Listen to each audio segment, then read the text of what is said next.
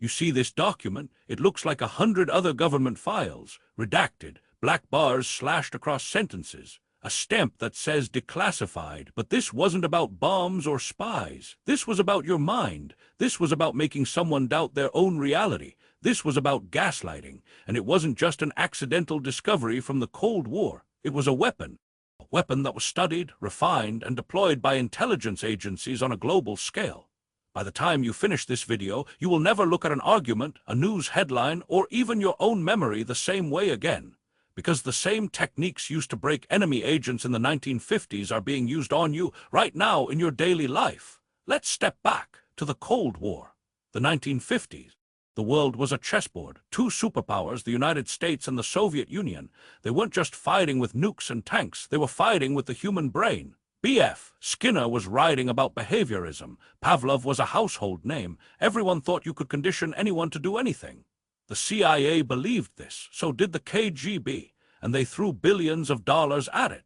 The CIA called it MKUltra.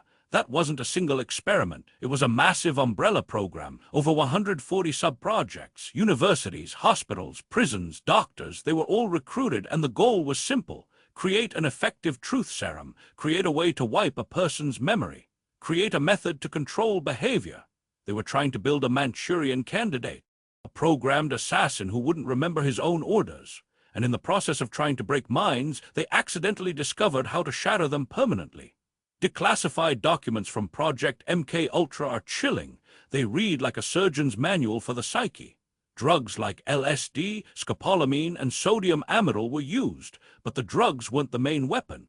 The main weapon was uncertainty. They would lock a subject in a dark room for weeks. No light, no sound, no windows. They would feed them a scripted diet. They would pay a nurse to pretend to be a prisoner with them, only to have the nurse suddenly disappear. The subject would beg for answers. Why is she gone? Is she dead? Did I do that? The doctors gave no reply. The goal was to create a complete breakdown of the subject's ability to trust their own senses. If you can't trust your eyes, your ears, your memory, then you have to trust the person in control. That is the purest definition of gaslighting. It is the deliberate, systematic destruction of a person's confidence in their own perception. The KGB called it Disinformation, disinformation. But they took it further. They built entire fake governments. They forged documents. They created false news stories. In the 1960s, they ran an operation called Operation Infection. They claimed, with fake medical reports and fabricated witness statements, that the United States had invented the AIDS virus. The goal was not to win a scientific debate. The goal was to create so much confusion that no one knew what to believe anymore. And it worked. Millions of people still believe it today. That's not a mistake. That's a long-term strategic victory. They didn't need to prove the lie was true. They only needed to make the truth seem less real. So what did these spies teach us? How did they actually do it? Let's break down 3 specific techniques from the CIA and KGB playbooks. Technique 1, the inconsistent record. The CIA would take a subject, torture them with drugs and sensory deprivation. Then they would release them. But they would keep a secret file. Every day they would send a letter to the subject's family. The letter would contradict the subject's own memory. The subject remembered being in a white room. The letter said he was at a farm. The subject remembered a woman shouting. The letter said it was a man singing. The subject would ask his wife. She would show him the letter. She would say, "Honey, the letter says you were at a farm." He would start to wonder. Was the farm real? Was the white room a dream? The inconsistency becomes a wedge. The brain hates disorganized information. It will try to make the newest piece of information fit.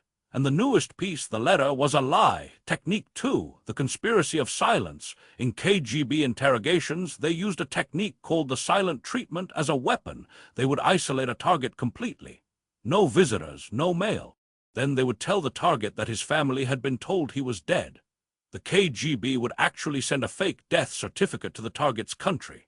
The target's family would hold a funeral. The target would eventually find out, but by then the damage was done. He would spend weeks, months, wondering, is my family mourning me? Did they give up on me? Are they even alive? The silence creates a vacuum, and into that vacuum the interrogator can pour any narrative they want. Technique 3, the moving goalpost. This one is the most insidious because it looks like a simple conversation. You are accused of something. You provide evidence that you did not do it. The accuser ignores the evidence. They bring up a different event. You prove that one false too. So they bring up a third event, then a fourth. Then they say you're getting defensive. You're avoiding the real issue. The real issue is that you're lying. See the game? You cannot win. Because every time you field one attack, the target moves. The goal was never to prove you were guilty of the first event. The goal was to exhaust you until you doubted your ability to defend yourself at all. Now let's jump forward, from the cold interrogation rooms to your living room. Let's look at how these same three techniques are used in modern politics, in relationships, in the workplace.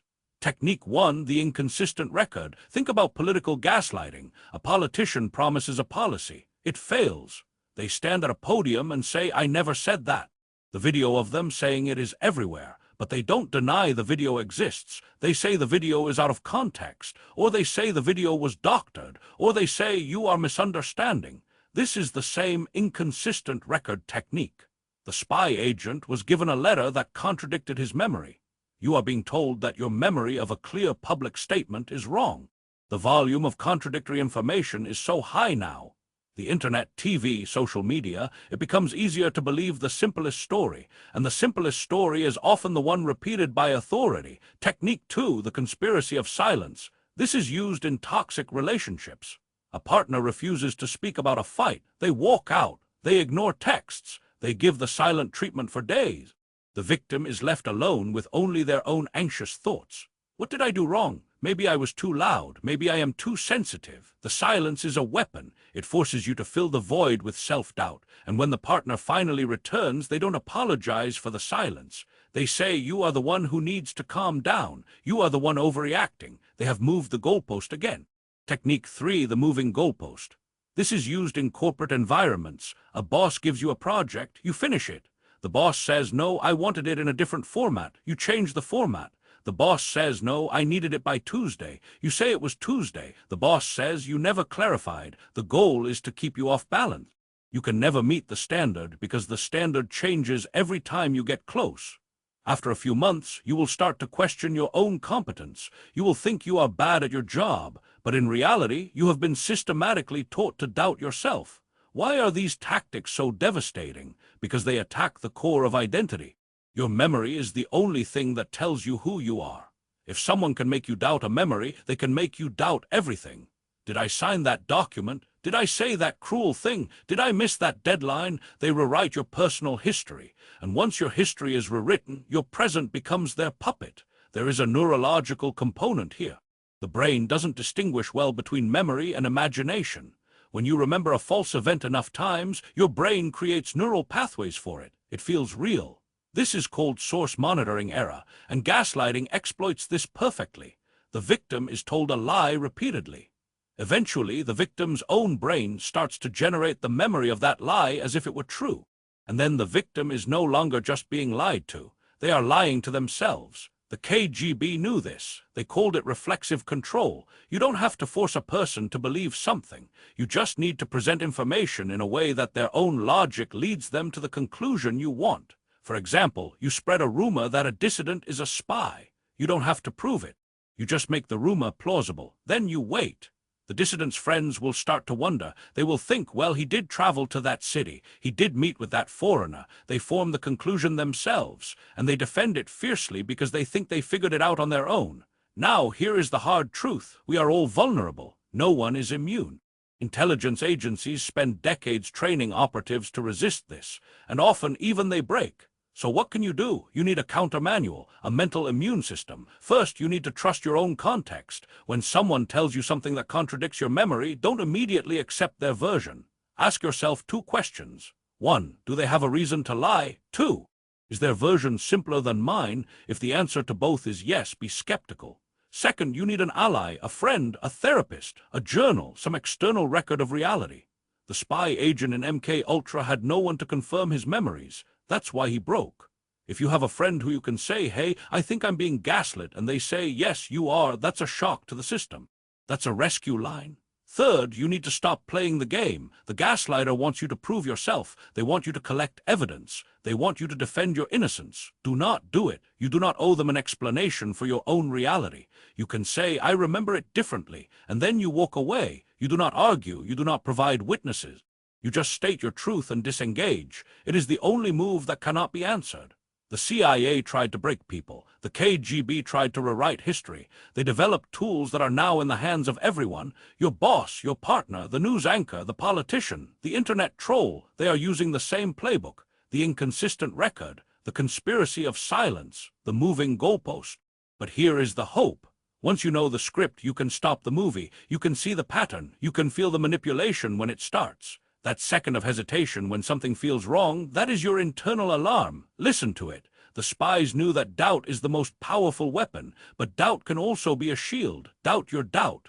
Question the source and protect your mind. Because if governments spent decades trying to dismantle human consciousness, it means human consciousness is the most powerful force in existence. Don't let them have it.